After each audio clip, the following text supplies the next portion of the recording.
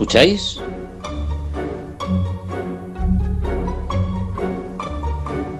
Es oír y callar. En Ñ Radio.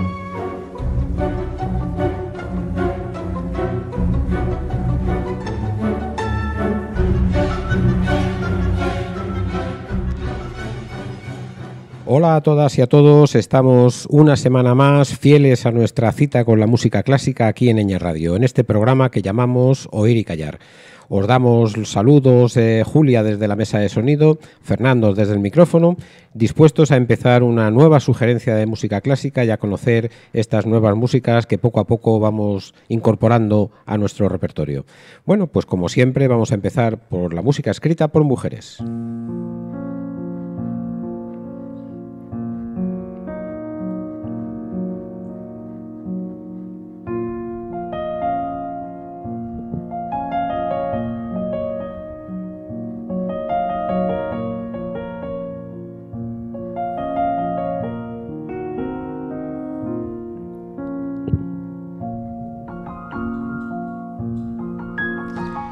Y la compositora que vamos a conocer hoy, bueno, no es que la vayamos a conocer por primera vez, porque ya la conocemos. Es una compositora que ya la presentamos hace unas cuantas semanas o unos cuantos meses, y lo que vamos a hacer hoy es oír una obra suya, una obra más de las muchas que tiene. El nombre de esta compositora es Amanda Mayer.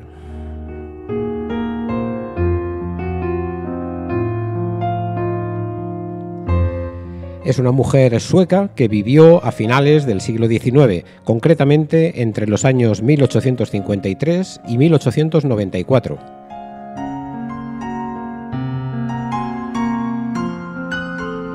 Sobre la vida de Amanda Mayer ya hablamos en el primer programa que estuvimos hablando de ella, así que hoy no vamos a redundar en datos que ya sabemos, sino que vamos a avanzar un poco más en conocer música suya. Vamos a oír concretamente música para violín y piano.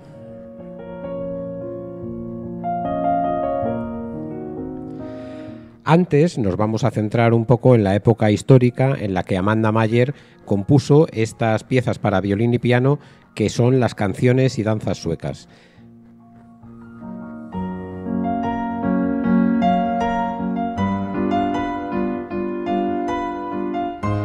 Antes, recordar también que Amanda Mayer fue la primera mujer sueca que se licenció en música en el Conservatorio de Estocolmo, y esto lo hizo en el año de 1872. Un poco después, Amanda Mayer se casó en 1880 y este fue el final de las apariciones públicas de Amanda Mayer tocando el violín ante el público, porque hay que recordar que Amanda Mayer, además de compositora, era una excelente violinista. Como decíamos, el matrimonio le supuso el fin de la carrera de intérprete del violín de Amanda Mayer, y a partir de ese momento tan solo, y lo vamos a decir así entre comillas, el tan solo, se dedicó a componer. Las veces que Amanda Mayer seguía cogiendo el violín eran ya en audiciones privadas, con amigos y en su domicilio. Estas canciones que vamos a oír, las canciones y danzas suecas, fueron compuestas por Amanda Mayer en el año de 1882, es decir, 2 años después del matrimonio, y por lo que decimos que Amanda Mayer ya en público, en un concierto público, ya no las tocó. Seguramente estas canciones fueron estrenadas en esas audiciones privadas que hacían en su domicilio, y bueno, pues no tenemos datos concretos del momento del estreno oficial de esta obra, ¿no? Nos imaginamos que sería por aquella época. Y antes de empezar a oír estas canciones y danzas suecas, pues vamos a decir un dato curioso, ¿no? Ya hemos dicho que en 1880 el matrimonio supuso el final de la carrera de intérprete de violín, cosa que también dijimos en aquel primer programa que hablamos de Amanda Mayer, y vamos a dar un dato curioso y que es significativo de la situación en la que algunas mujeres de esta época tenían que desarrollar su arte musical, ¿no? La primera edición de estas canciones y danzas suecas para violín y piano fueron publicadas por la editorial de Breitgott y Hartel, que es una editorial muy famosa, donde casi todos los grandes compositores y compositoras de la época romántica han publicado. Bueno, esta editorial hizo una primera edición de estas canciones y danzas suecas en el año de 1887, es decir, 5 años después de que fueran compuestas. Pero en la portada de esta edición, Breitcott y Hartel, que es el nombre de la editorial donde se publicaron, sabéis que en la portada se pone, además del título de la obra, se pone el nombre de quien la ha escrito esa obra, ¿no? Bueno, pues en el nombre que puso la editorial, puso el nombre del marido y después el de la mujer. Entonces puso Julius y Amanda Mayer. Bueno, evidentemente son cosas de la época y no podemos sino dejar puntos suspensivos. La obra estaba compuesta por Amanda Mayer. Así que, bueno, es uno de los detalles más que contamos. Bueno, y ya vamos a pasar a oír esta obra y que únicamente vamos a decir que es una obra compuesta en forma de suite. Tiene 6 movimientos cortos, apenas de 2 minutos y pico cada uno. Y está escrita en forma de suite, de manera que los 6 movimientos de esta obra pues se tocan de una manera seguida, aunque también se podrían tocar de forma independiente, pero normalmente se tocan de una forma seguida. Y como es obvio, y que también hemos dicho ya en muchas ocasiones, la alternancia de los movimientos de esta obra va pasando del movimiento lento al movimiento rápido, así que son aires diferentes y contrastantes que, interpretados todos juntos, pues tienen ese carácter de una obra unitaria en forma de suite.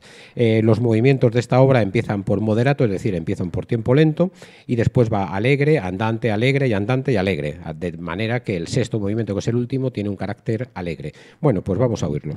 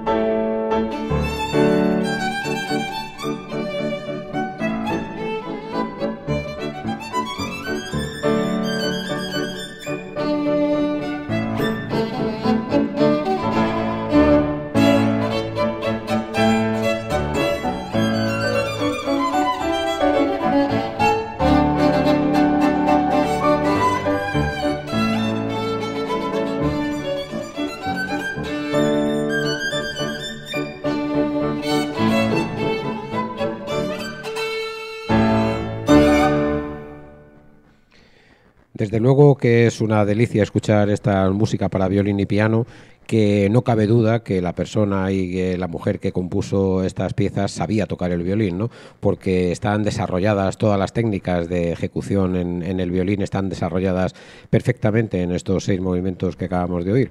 Y bueno, pues esto nos sirve de alguna manera como excusa para tener un hilo conductor para que todo el programa de hoy se lo vayamos a dedicar al violín romántico del siglo XIX, ¿no? de la época decimonónica.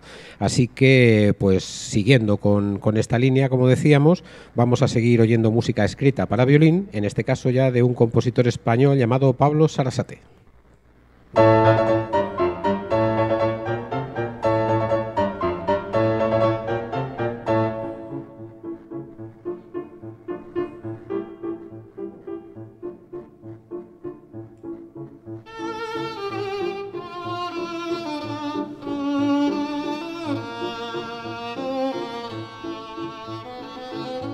Y aunque algunos me podréis decir, oye, pero esta música que está sonando no es de Pablo Sarasate. Bueno, realmente no es así. Pablo Sarasate escribió una fantasía para violín y piano con los temas de la ópera Carmen de Bizet, que también la oímos en nuestra serie de programas. Bueno, lo que estamos oyendo de fondo y vamos a continuar oyendo de fondo mientras os cuento algunas cosas de Pablo Sarasate es esta fantasía Carmen de Bizet.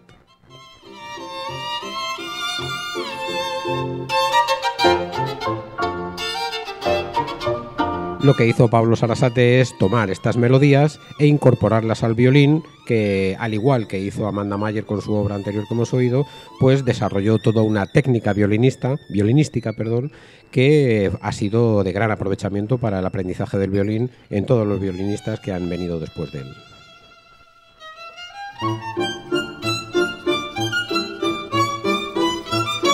Podemos afirmar, sin lugar a equivocarnos, que Pablo Sarasate fue el violinista principal o el más importante violinista del siglo XIX español, ¿no? Junto con Jesús de Monasterio, quizá, pero Jesús de Monasterio ha sido mucho menos conocido que Pablo Sarasate. Así, por ejemplo, Julio Altadil, que fue quien escribió las primeras memorias de Pablo Sarasate un año después de su muerte, es decir, en el año 1909, escribía en el primer párrafo de su libro lo siguiente, y abro comillas: ninguno de mis lectores desconoce el personaje objeto de este libro.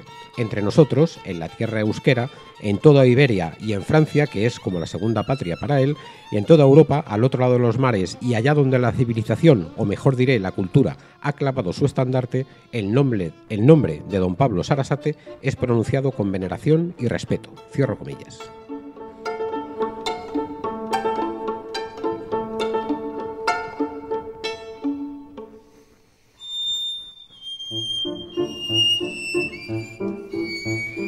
Pablo Sarasate nació en Pamplona en el año de 1844 y pronto deja ver su natural inclinación artística y sus facultades singulares a pesar de su pobre presencia física. Bueno, pobre lo vamos a decir entre comillas, era un hombre bajito.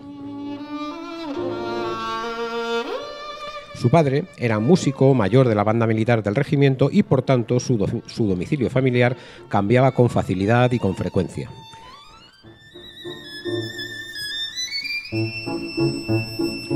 Hay crónicas que nos dicen que en torno al año de 1855 pasó por Valladolid, luego por Madrid y de ahí llegaron a La Coruña.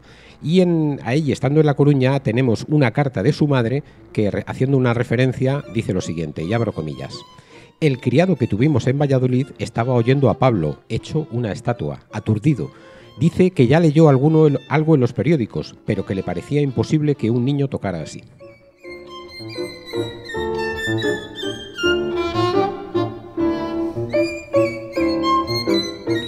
El padre de Sarasate, más tarde, reconoció que el niño Pablo conoció el pentagrama antes que el alfabeto y que no tuvo más juguete en su niñez que las 4 cuerdas del violín y el arco. El padre de Sarasate era clarinetista, ya que, como decíamos, tocaba en la banda, y también conocía algo del violín, y fue él el primero que le enseñó los primeros rudimentos del solfeo y cómo coger el violín. Instrumento el violín, que desde el principio fue como una premonición, ¿no? Demostró unas cualidades innatas para tocar el violín. En su estancia en La Coruña le dio clases de violín Blas Álvarez, que era el concertino de la Orquesta del Teatro y dueño también de una tienda de ultramarinos. Aquí está una de las anécdotas curiosas de su vida, y es que en la trastienda de esa tienda, y valga la redundancia, pues este hombre le daba clases particulares a Pablo de Sarasate, ¿no? Clases que eran continuamente interrumpidas para despachar bacalao o pimienta.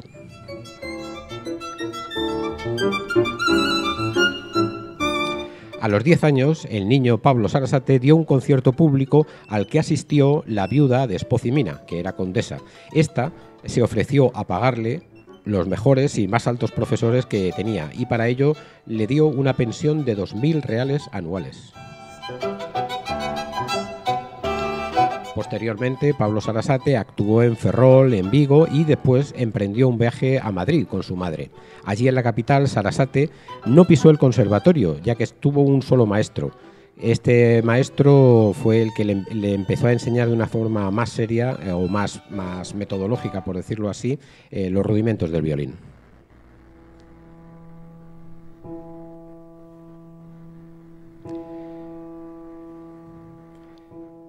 Pronto de estar en Madrid, la fama de Pablo Sarasate empezó a correr por todos los lados hasta que llegó al palacio. Los reyes se interesaron inmediatamente por escuchar a este niño, y después de escucharlo, de tocar las obras propias que ya el propio Sarasate estaba empezando a componer, pues los reyes también le asignaron una cantidad y una pensión para que pudiera completar sus estudios.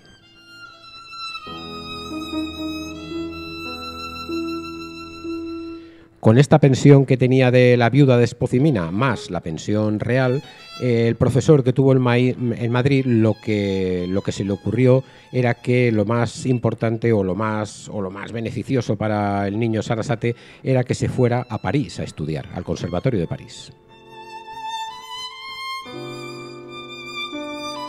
La madre de Pablo Sarasate viajó con él y fue la que se encargó de, bueno, pues de la tutoración y de guiar a Pablo Sarasate, que todavía era un tierno infante, para viajar por ahí.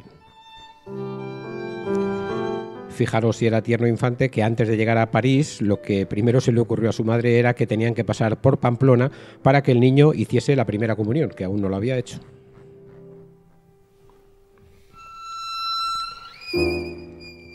Hay un dato luctuoso, y es que llegaron pronto en su viaje a París y pasaron por Bayona, y a muy poco tiempo, a los muy pocos años, la madre de Pablo Sarasate enfermó de cólera y murió. De la educación de Pablo Sarasate y de la tutoración también del pequeño Sarasate se hizo cargo el cónsul de España en Bayona, que era pamplonés y banquero. Lo acogió en su casa y luego lo llevó a París y le presentó al que sería su profesor en el Conservatorio de París, Delphine Allard.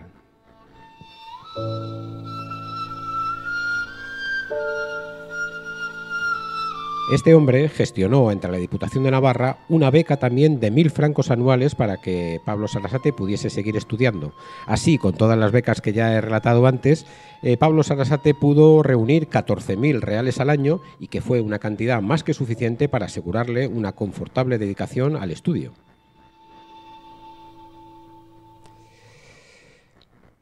La relación con el cónsul de España en Bayona fue más que importante, y ya no solamente se encargó de ser el tutor de su educación, sino que ya tuvo una relación de amistad con la familia importante.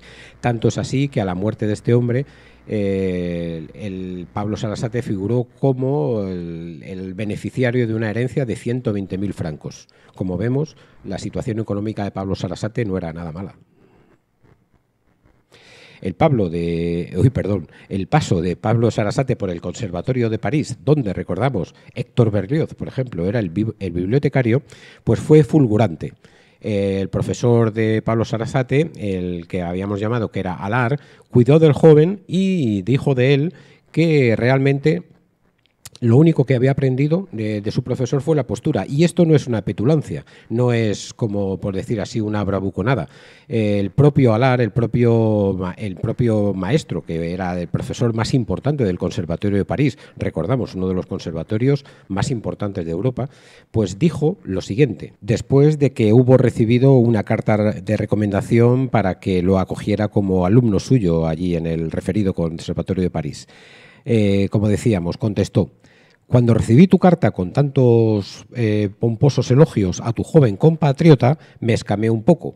Diariamente, la provincia y el extranjero nos envían prodigios a quienes por primera providencia les hacemos olvidar todo lo que saben. Nada de esto reza con tu amiguito. De buenas a primeras es un consumado maestro y yo no le he de enseñar nada. Conviene, no obstante, que haya venido a París porque aquí contemplará horizontes artísticos que no se vislumbran desde España.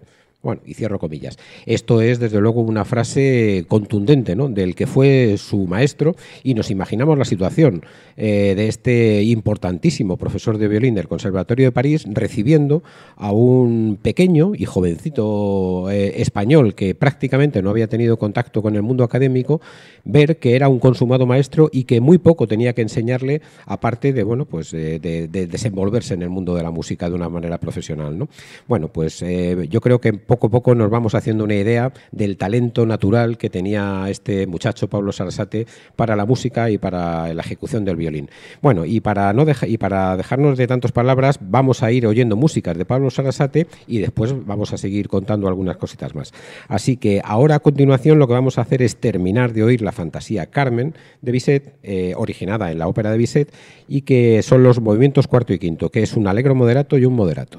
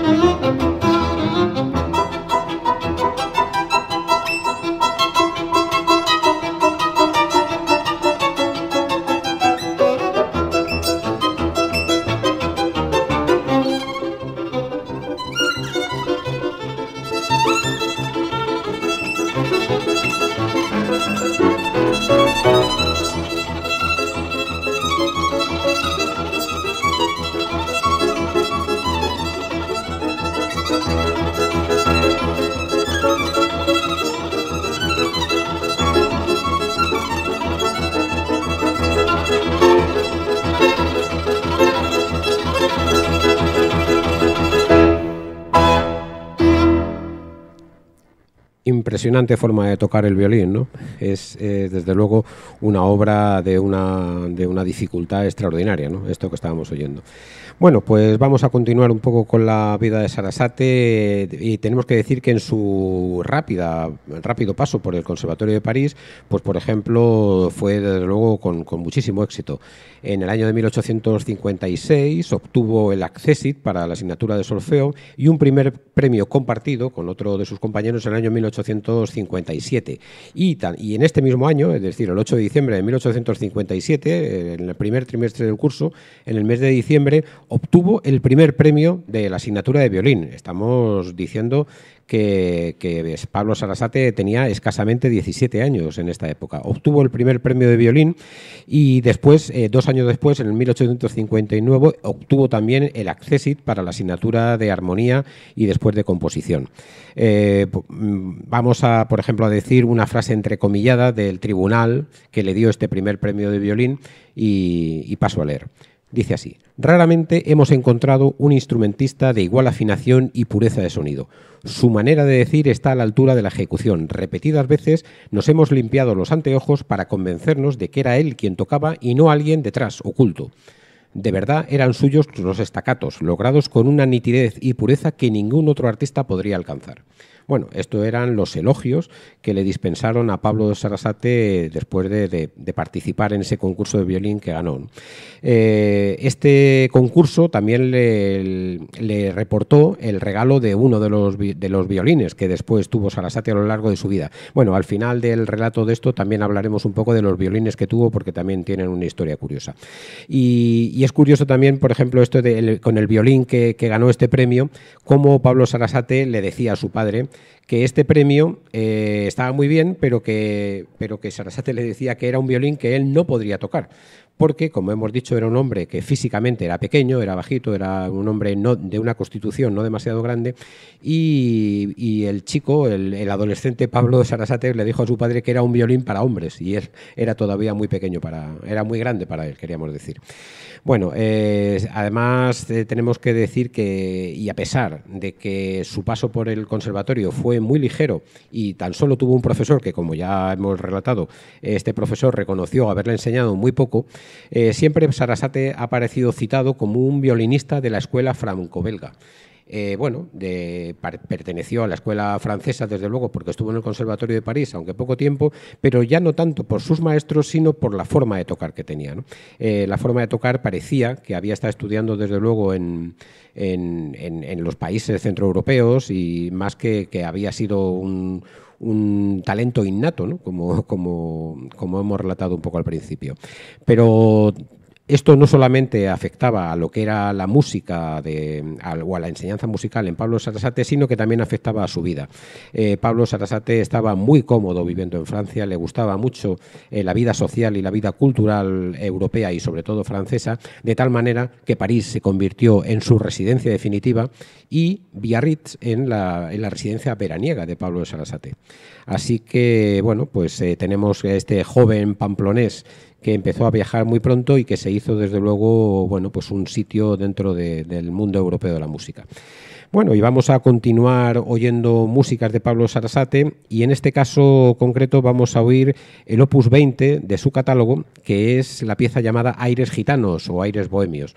Es una de las piezas más aplaudidas de Sarasate, de las que más veces han tocado y de la que él más veces también tocó en público y de las que veces más ha interpretado porque, bueno, como veréis, es una pieza de una belleza extraordinaria, además de una dificultad muy extraordinaria también, porque en esta pieza desde luego están, podríamos decir, resumidas todas las dificultades técnicas del violín, tanto de arco como de mano izquierda, ¿no? Bueno, pues es todo un tratado de dificultad para la interpretación del violín. Bueno, pues vamos a oírla.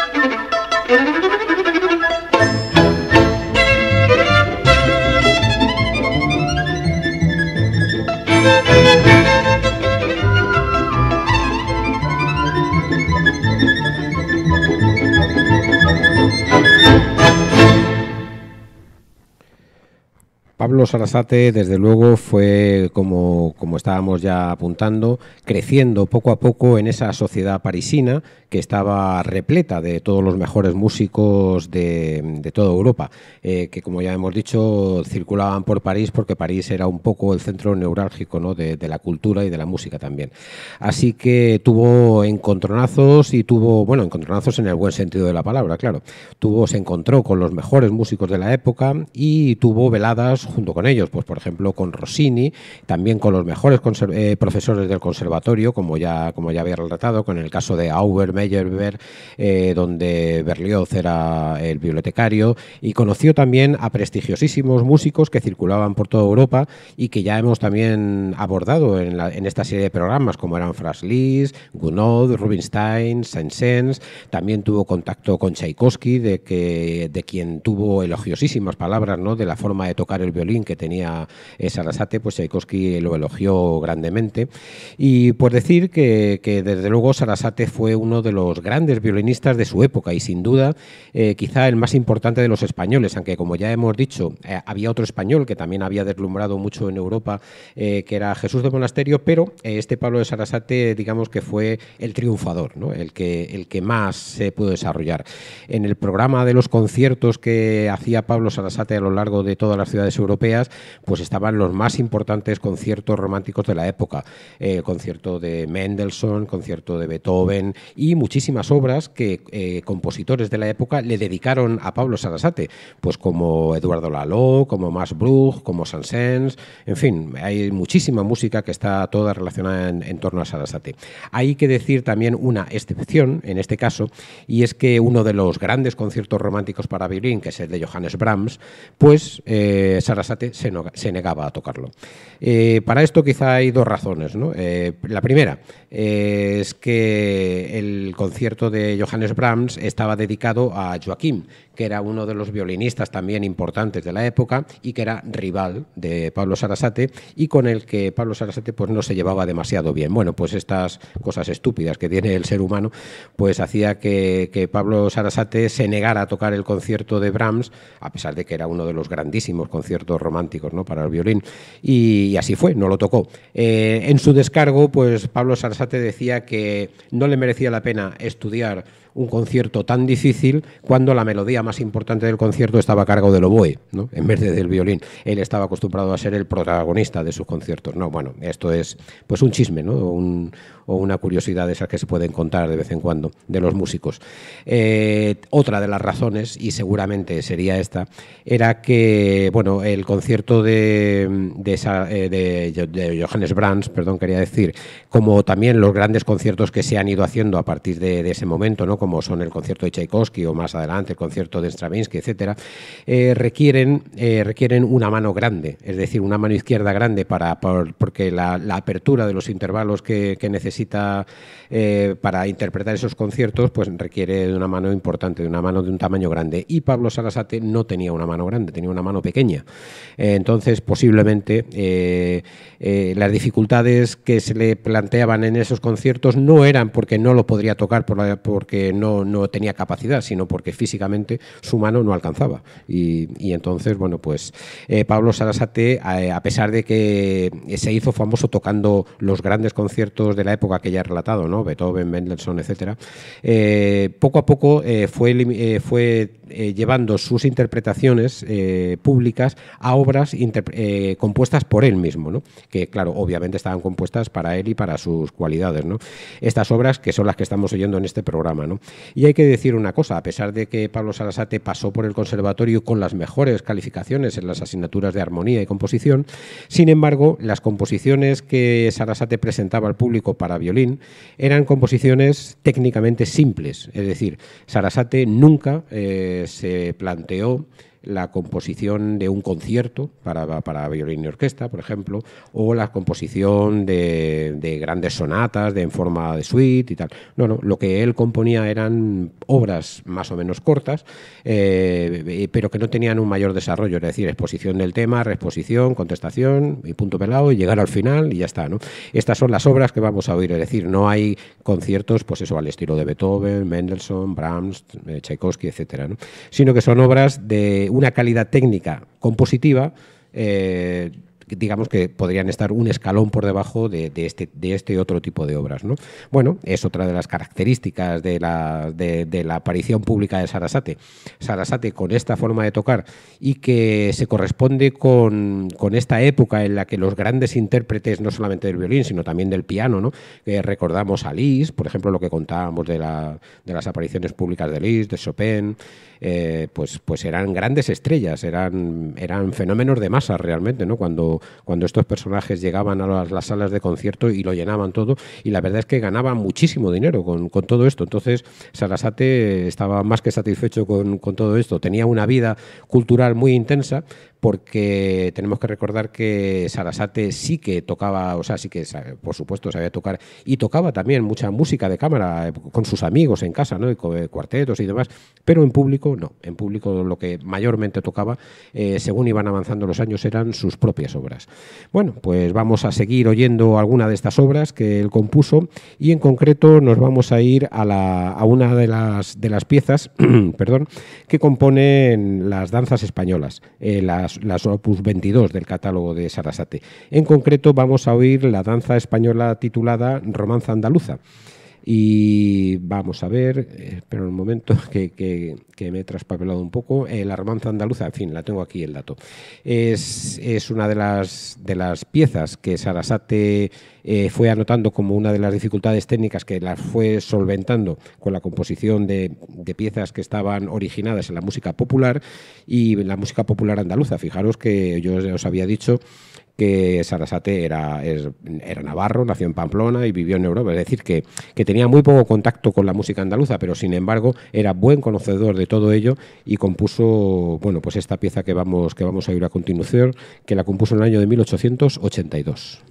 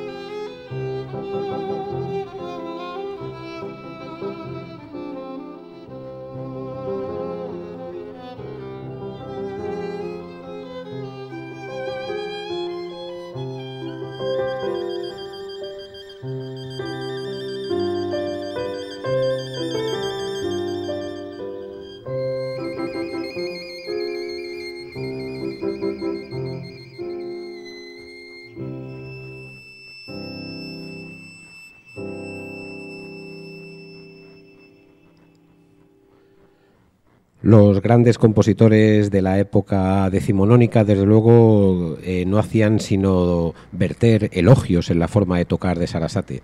De tal manera que, por ejemplo, Eugenio Isaí pues, decía que Sarasate nos ha enseñado a tocar afinado.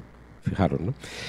Otro de los compositores, Eduardo Laló, que también le dedicó obras a Sarasate, decía de él, y abro comillas, es el mayor violinista que he conocido y he escuchado muchas veces a los mejores. Siempre me pareció superior a todos. Bueno, son palabras desde luego muy elogiosas. Lo cierto es que la obra de Sarasate, a pesar de que yo he dicho que no eran obras técnicamente superiores, sino que estaban, digamos, un escalón por debajo, lo que es cierto es que este tipo de obras se han hecho presentes en la totalidad de los estudiantes de violín. Es decir, el gran repertorio de los estudiantes de violín y de los profesionales del violín necesariamente siempre tiene que pasar por Sarasate, ¿no? Todos los violinistas tocan, han tocado y tocarán las obras de Sarasate. Es como, además, como estáis oyendo, ¿no? Son obras muy bellas de escuchar, muy agradables de oír, pero que también encierran unas dificultades técnicas que hacen que la técnica del violín pues, se vaya desarrollando, ¿no? de una forma muy necesaria, ¿no? Para el instrumento y para el instrumentista. No solamente ya también la técnica de cómo tocarlo, ¿no? Sino la presencia de el tocar esa pieza delante de un escenario para que se oiga en una sala de conciertos grande, a pesar de que el violín es un instrumento pequeño, etcétera, etcétera, ¿no? Bueno, vamos a continuar oyendo obras de Pablo Sarasate y en este caso vamos a oír el opus 42 de su catálogo. El título es Miramar y es una pieza que Sarasate dedicó a la reina Cristina, que entonces era regente, la reina regente en España por aquella época. Fue la reina Cristina también estuvo presente en el estreno de esta pieza y además también pues continuó con aquel sueldo, ¿no? con aquella beca que la Casa Real le propinó al joven Sarasate. Vamos a oírla.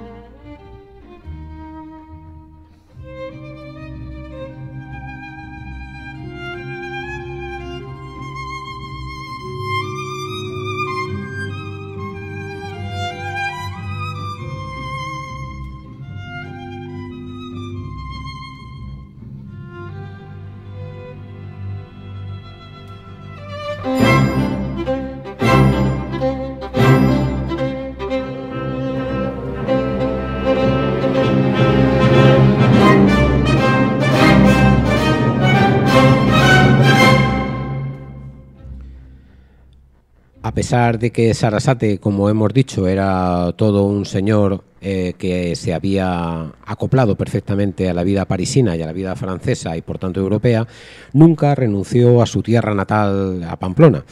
Y sobre todo en las 3 últimas décadas de su vida religiosamente estuvo acudiendo a las fiestas de San Fermín para celebrar allí pues es la fiesta, ¿no? Y valga la redundancia.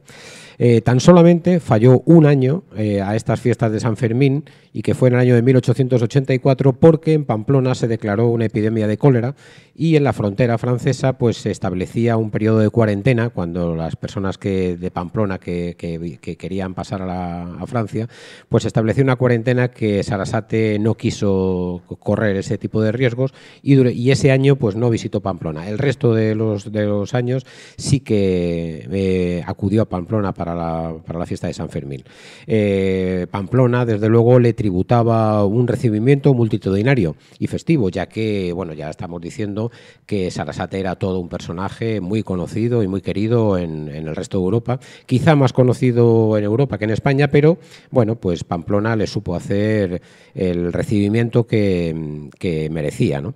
Puede decirse, desde luego, que el violinista era el primer reclamo internacional en las fiestas de Pamplona en aquella época, incluso por delante de los toros, que por aquellos últimos años del siglo XIX los festejos taurinos no tenían la fama que desde luego adquirieron en el siglo XX. La ciudad de Pamplona publicitaba la presencia de Pablo de Sarasate durante las fiestas de San Fermín, y esto era el principal reclamo turístico que tenía la ciudad de Pamplona. Bueno, tanto es así que Sarasate compuso una de las piezas que compuso muchas, pero bueno, la que vamos a oír ahora es una en concreto que se titula Navarra, y es el opus 33 del catálogo de Pablo Sarasate. En este caso no es una pieza para violín y piano, es una pieza para dúo de violín y piano, y es una dificilísima pieza que Pablo Sarasate ejecutó por primera vez en Pamplona el año de su muerte, el año de 1908, y la tocó con un amigo. Hay que decir que esta pieza Pablo Sarasate no la tocó demasiadas veces porque era muy exigente con el violinista que le había de acompañar haciendo este dúo de la pieza Navarra, ¿no? Era una pieza, como digo, bastante difícil y, bueno, pues Pablo Sarasate era muy exigente, como decía, con su compañero de dúo, y por este motivo era una pieza que la tocó, claro, bastantes veces, pero no tanto como otras. Así que, bueno, pues vamos a pasar a oírla, esta Navarra, opus 33.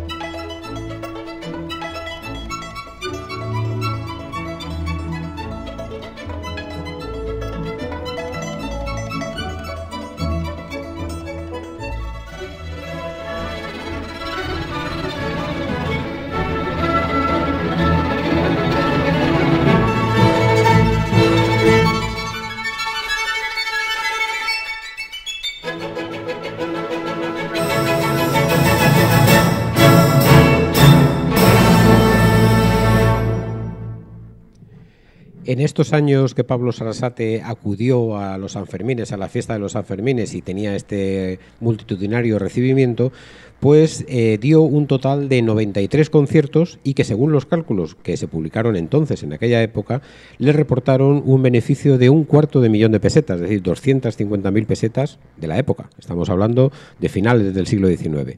Bueno, además, Pablo Sarasate se hacía acompañar por la Orquesta Santa Cecilia, que era el nombre que tenía esta orquesta allí en Pamplona. Hay que decir que hoy esa orquesta se llama Pablo Sarasate. Bueno, pues vamos a continuar oyendo música de este hombre que también se adaptó no solamente a la vida parisina, sino que también se supo ganar el favor de sus conciudadanos, a pesar de que tan solo durante 7 u 8 días compartía unos días en su patria chica, ¿no? en Pamplona.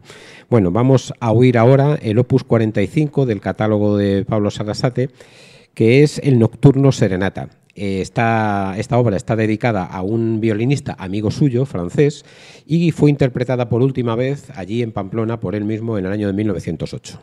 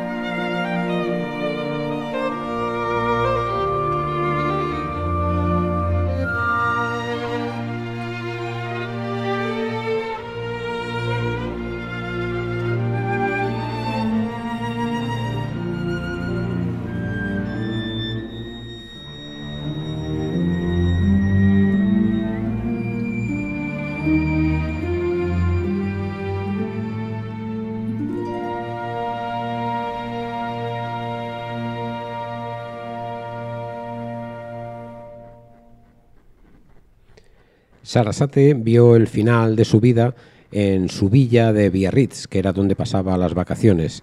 Curiosamente, el mismo día, pero 53 años después de la muerte de su madre en Bayona. Sarasate dejó escrito que quería ser enterrado en su ciudad, en Pamplona, y la conducción del cadáver por tren y después el recibimiento en Pamplona y las exequias fueron multitudinarias, como no podía ser de otra forma, ¿no? El mausoleo fue obra de un marmolista y ocupa la glorieta central del Camposanto de Pamplona, donde fue enterrada. Hay que decir que desde 1991 y engrandeciendo el nombre de Sarasate, el Gobierno de Navarra ha institucionalizado un concurso internacional del violín que lleva, por supuesto, el nombre de Sarasate. Bueno, yo creo que es apropiado ahora decir que vamos a oír una pieza que es titulada Los Adioses. Es del Opus 9, del catálogo de Sarasate, y estaba dedicada a la hija de un organista que él conoció en la capital francesa y en el año de 1864.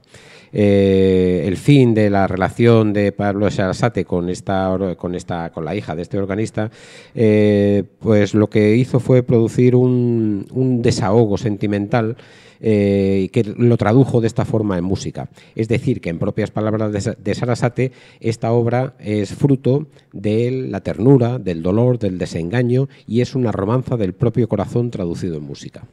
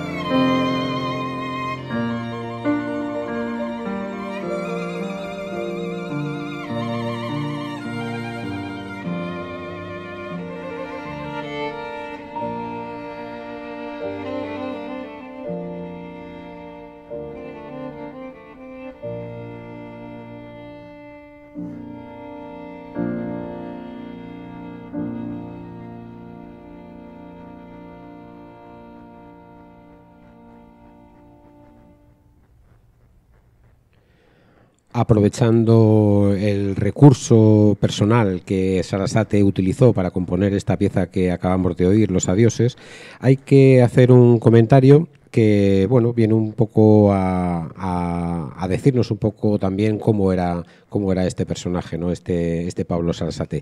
Y es que, como habréis visto, todo lo que hemos relatado en este programa, que es un resumen de sus experiencias vitales y de su vida y tal, pues ha habido poco o nada que decir sobre sus amistades, sobre sus amores y sobre su condición personal e íntima, ¿no? Y es que Pablo Sarasate, pues, era muy reservado para todo esto.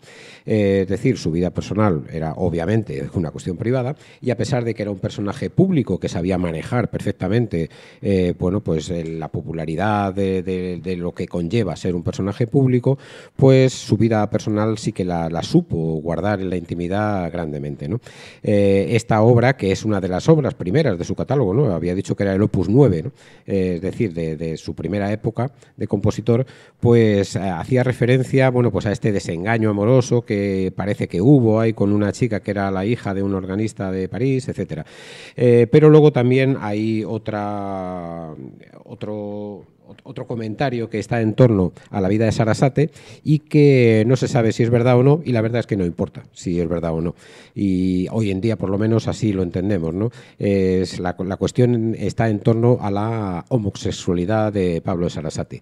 Hay muchos tratadistas y muchos teóricos de la historia de la música que afirman que Pablo Sarasate era homosexual, y hay, sin embargo, otros y otras que han publicado estudios demostrando con cartas y con citas y con datos que Pablo Sarasate no lo era. Y la realidad es que no nos importa si lo era o lo dejaba de ser. Hoy en día ya pues hemos superado, ¿no?, esa fase en la que la condición personal y la naturaleza de cada uno pues es, por supuesto, cuestión privada, y como Pablo Sarasate decía, una cosa es lo que eres y otra cosa es lo que quieres ser, ¿no? Bueno, pues ahí lo dejamos. Es cierto que hacemos referencia a esto porque forma parte de su historia y de su personalidad, ¿no? Ese celo con el que guardaba su condición y sus preferencias amatorias, ¿no? Tan solo decir que hay también había un rumor por ahí, pero que evidentemente con poco que uno bucee en la historia, pues ve que es falso, ¿no? Y que atribuía el adjetivo de Sarasa a ser una persona homosexual o una persona afeminada. ¿Por qué? Bueno, por ese parecido que existe entre la palabra Sarasa y el apellido Sarasate, pero no es verdad, porque la palabra Sarasa ya la utilizaba Quevedo, ¿no?, como apelativo de una persona afeminada. Así que, bueno, pues nada más que decir en torno a esto, que es afortunadamente una cuestión superada ya por nuestra historia.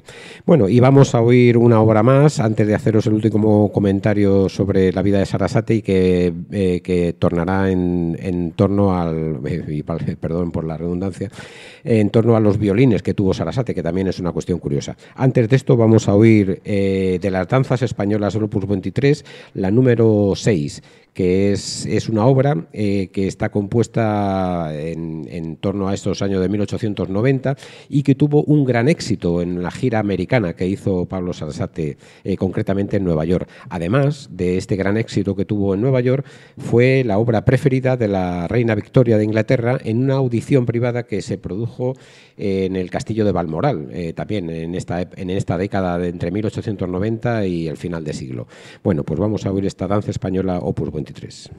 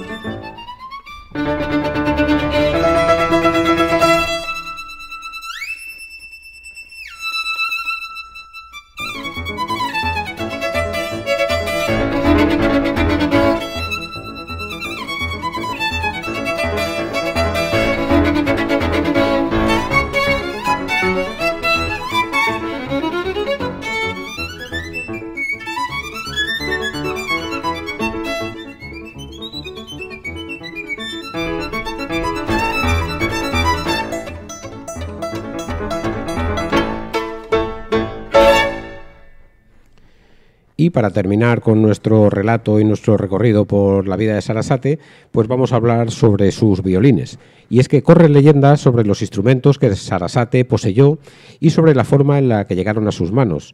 En su vida tuvo 5 violines. Uno de ellos es el Stradivarius 1724 y que compró en el año de 1866 por 5.000 francos y el violín italiano que él estaba usando hasta ese momento. Este violín se lo legó en el testamento al Conservatorio de París. También compró el Stradivarius 1713 llamado El Rojo. Lo compró en el año de 1886 por 20.000 francos. Este violín nunca lo tocó en público, porque él mismo decía que era un violín que no se había podido hacer con él. Era un violín para él más difícil de dominar. Y bueno, y el resultado es que a pesar de que lo compró con mucha ilusión y bastante dinero, pues nunca se atrevió a tocarlo en público. Este violín también, Stradivarius no, Sarasate, lo legó en su testamento al Conservatorio de Madrid. También tuvo un violín llamado el Guillaumet, que era considerado el mejor de todos los que tenía. Y otro más, llamado el Gaudet Bernardel, que era una copia exacta del que obtuvo en el premio de París, que os acordabais que relaté que en el año de 1857 ganó el primer premio del Conservatorio de París en la asignatura de violín y le dieron un violín que era muy grande. Pues lo que él hizo fue hacerse una copia de ese violín para poder tocarlo. Bueno, pues este violín también fue uno de los que tuvo. Lo curioso de este violín es que Sarasate se lo prestó a un amigo y cuando estaba en posesión de este amigo, pues estuvo de alguna forma metido en un incendio de una casa en el año de 1874 y el violín desapareció. El quinto violín de la colección de violines de Sarasate es una cuestión curiosa, y es que es una copia exacta del violín de Paganini, que utilizaba Paganini, pero es una copia en miniatura. Es decir, es una copia en 6 centímetros que le regalaron unos amigos que tenía allí en París y que este violín lo llevaba siempre en el bolsillo de su chaleco dentro de un estuche de oro. Bueno, pues esto eran las cosas curiosas de los instrumentos, de los violines que tuvo Sarasate. Hay que decir que en el testamento Sarasate legó todo lo que tenía, tanto biblioteca, instrumentos, partituras, objetos personales, que él además había comprado bastantes porque era un hombre muy sensible al arte y tenía bastantes objetos, pues lo legó todo, sobre todo a tres instituciones. Uno a la ciudad de Pamplona, otro al Conservatorio de París y también al Conservatorio de Madrid. Lo curioso es que a su familia no le legó absolutamente nada. Así que, bueno, pues una de las cosas más. Bueno, y para terminar con este programa de Sarasate vamos a oír en última instancia la obra Canciones rusas. Es el opus 49 de su catálogo y es la obra que tocó en el último concierto que Sarasate dio fuera de España, concretamente en el mes de mayo de 1908. Esta obra, la peculiaridad que tiene es que está dedicada a su gran amigo y también compositor Eugenio Isaí, que es uno de los compositores que le dedicaron piezas a Sarasate.